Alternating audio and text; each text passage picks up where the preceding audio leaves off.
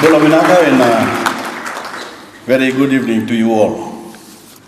This is a night of celebration, but also a night for sober reflection as we prepare as a nation to commemorate the anniversary of Tropical Cyclone Winston. And I know, and I want to begin by asking you all to remember the Fijians who were killed almost a year ago by the worst storm ever to strike our shores. On Monday, we will be commemorating that dark day in our history with a national service of remembrance and thanksgiving in Suva. Remembrance for those of our loved ones who died, thanksgiving that much of our nation, including most of our tourism properties, was spared, and that our economy, on which we all depend, survived the onslaught of Winston. The tourism industry, in particular, has much to be grateful for. You really were stars a year ago, as the theme for this evening puts it, because most of you not only weathered the storm, but cleaned up quickly and remained open for business. Our visitors kept coming, and thanks also to the tourism industry, Fiji as a whole bounced back faster than anyone expected at the time. So I'm here on behalf of the entire nation to thank you and every Fijian who works in the industry for the superb effort you put in to help us back on our feet. I also want to take this opportunity to thank Fijians in other sectors of the economy who helped us bounce back faster than anyone expected. I also want to thank those Fijians for their own individual acts of charity to those in need that will never be forgotten by those who benefited. Vinaka to you all. Ladies and gentlemen, as we approach the anniversary of Winston, as we look back on the tremendous suffering endured by our people, we must rededicate ourselves to the spirit of caring that binds us together as Fijians and that carried us through our difficult time.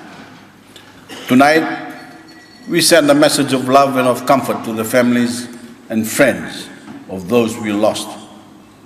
So please, bow your heads and join me in a moment of reflection and respect for the men, women, and children taken from us so cruelly on February 20th, 2016.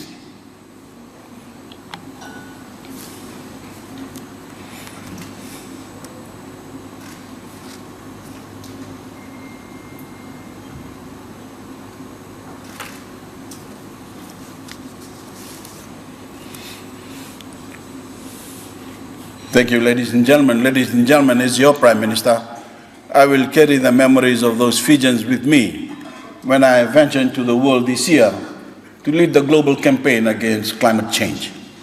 As you know, Fiji is the incoming president of COP23, the ongoing United Nations negotiations to tackle the greatest challenge the world has ever faced. And as I assume this monumental task, I will certainly have the families of those who died in Winston first and foremost in my thoughts. I owe it to them and to every other Fijian to fight as hard as I can to get the global community to stick to the promises we all made in Paris at the end of 2015, to reduce the carbon emissions that are causing global warming and the extreme weather events, rising seas and changing weather patterns that threaten our way of life and lives of billions of people around the world. Ladies and gentlemen, I'm very worried that the multilateral decisive approach that we took in Paris to lower the global temperature is already being questioned. We must stick to the plan we reached in the Paris Agreement and not walk away from it.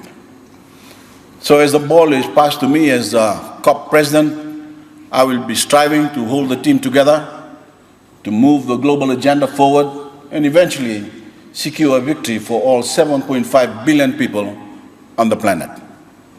I don't need to tell anyone in this room how important this mission is. Those of you in the tourism industry know better than most that our very survival depends on it, not only in Fiji and the rest of the Pacific, but in every vulnerable country. and I know that I can count on your support as I take the fight to the latest round of negotiations in Bonn in November and beyond. Ladies and gentlemen, I want to spend time tonight meeting as many of you as possible to really rub shoulders with the stars, because that's what you are, especially after your magnificent fight back in the wake of Winston. It is little short of astonishing that in the year that Fiji was hit by the biggest cyclone ever to make landfall in the southern hemisphere, tourism numbers actually grew. Last year, we recorded a record annual arrival figure of 792,320 visitors, with record arrivals from New Zealand and China. The 49,000 arrivals from China is especially gratifying. We hope to do the same with India as time goes by, to tap into the increasingly affluent and adventurous market there as well.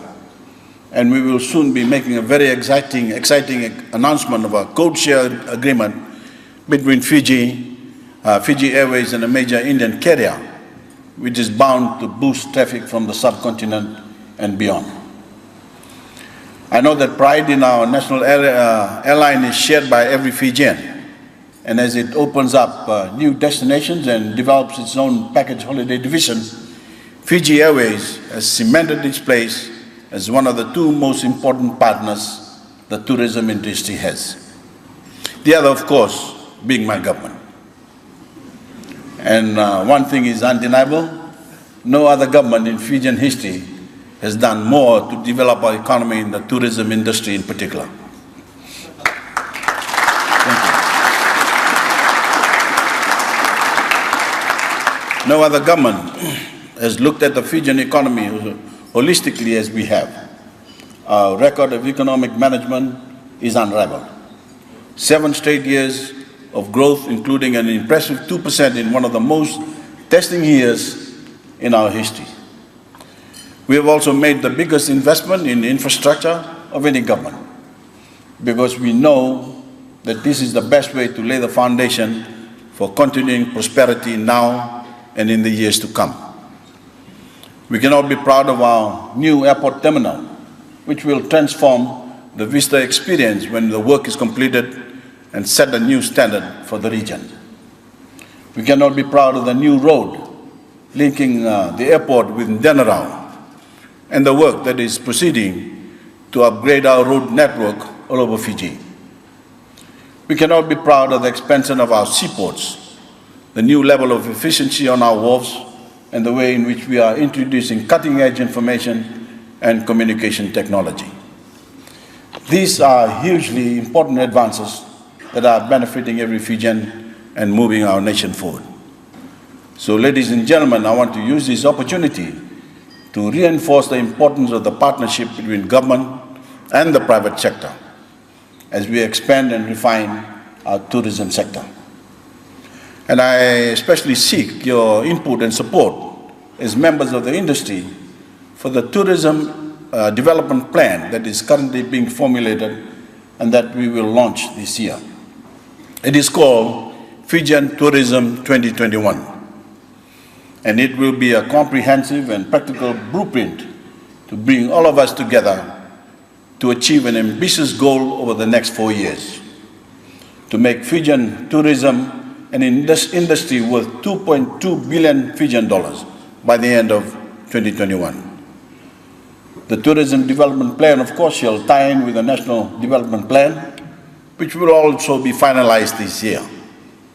I urge you all to familiarize yourselves with the details of what we have in mind. But in essence, the key features of the plan are these: to build an industry and is resilient, productive, and focuses on quality; to refine and develop our existing markets and take the Fijian brand to markets we haven't yet tapped; to not only encourage more visitors to Fiji, but encourage those visitors to spend more and improve our yields; to improve our training and address our skills shortages, and to support existing businesses and encourage new ones, especially micro, small, and medium operators. to improve coordination between the industry and government, to build our resilience to climate change and global economic shocks, and most important of all, to develop everything we do in a sustainable and inclusive manner. Ladies and gentlemen, I cannot stress enough the government's commitment to sustainability and our determination that development will never come at the expense of our precious environment. Along with the friendliness and hospitality of the Fijian people, our pristine surroundings are the bedrock of Fijian tourism, and they must never, ever be compromised. We must protect our environment, our flora, fauna, and biodiversity. We must honor and respect ourselves, our history, and heritage for the future. We must support our communities, government and the private sector, working hand in hand to provide Fijians with interesting, sustainable livelihoods.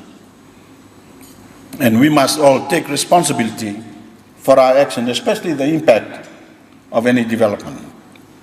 In this context, I want to repeat my call to every Fijian, wherever you are and wherever you live, to take responsibility for our own surroundings. I'm very upset and disappointed that no matter how many times I urge people not to litter, we still have so much thrown around on land and at sea. This has now reached crisis proportions. And I again say to every Fijian, you wouldn't want to rubbish your own home. Stop rubbishing our country. If you're proud of it, it's high time you also start protecting it. Ladies and gentlemen, for all the sober reflection this weekend, a year on Winston, it is also a time for you in the tourism industry to celebrate. And I want to close by warmly congratulating our winners and the industry as a whole. A special thanks to our sponsors, the ANZ, for their support for this important event, and to everyone who has worked to make this evening a success. I know how hard everyone in the industry works, so tonight is a chance to catch up with your friends and fellow operators and relax. I'm sure in the sure knowledge that whatever our setbacks, it is an exciting time for Fijian tourism, and even greater days lies ahead. We're not going to leave with you all and enjoy the rest of the evening. Ladies and gentlemen, God bless you all.